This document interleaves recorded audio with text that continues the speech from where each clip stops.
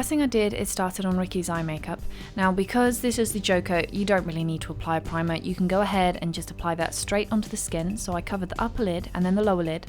And the easiest way to do this on someone else is to get them look up, because also if they're not used to wearing makeup, it's going to freak them out having something this close to the eye. So you want to do everything you can to distract them. It makes the process easier and it makes it a lot more comfortable for your model.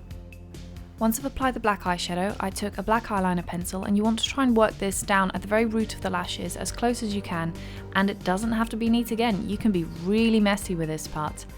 On the right side of his face, I'm going to add the little J that he has and then all the other little tattoos that he has as well. I'm going to be taking a few liberties with this look and tweaking it so that it's not completely identical to the Jared Leto version. If I was doing this identically, I would cover up his eyebrows to make it look as if they weren't there. But I didn't want to do that, so instead I just made them so that they're a little bit bleached out.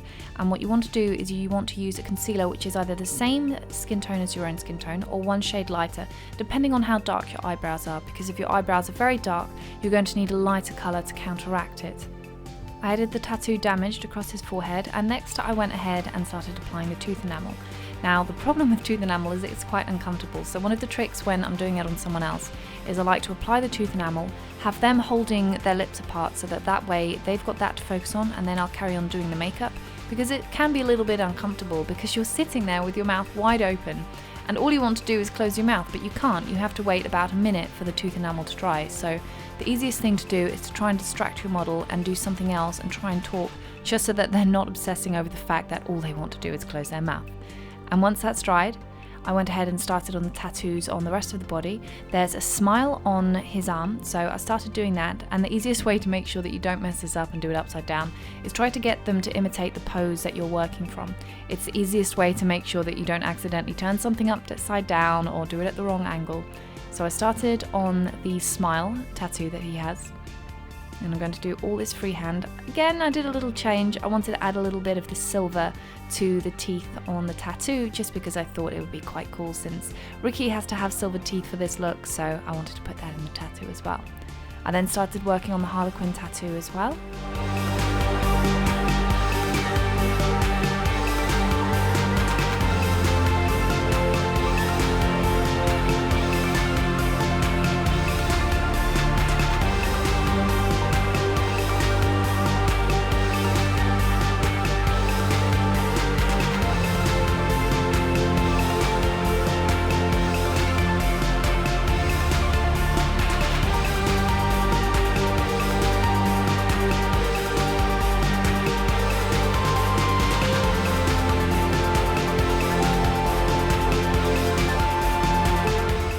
After I'd finished a few more tattoos, the next thing I did is I added the tooth enamel to his lower teeth. I didn't want to do them all in one go, just because it can be a little bit uncomfortable to have your mouth open for that long, so I wanted to have a little bit of a break in between both of them.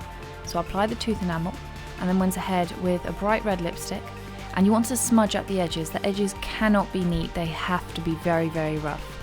And then after that, I wanted to finish off a few more details on the tattoos and make sure that everything was neat.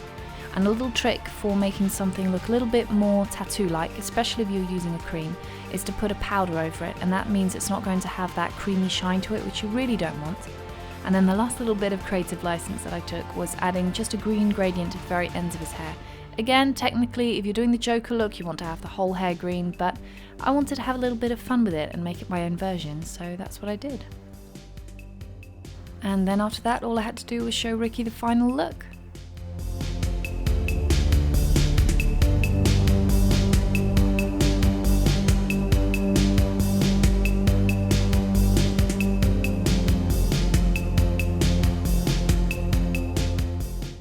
If you like this video, I also did another video for Rickey's channel, and I'll have the link to that down in the description box. I hope you liked the video, and I'll have a new one for you next week.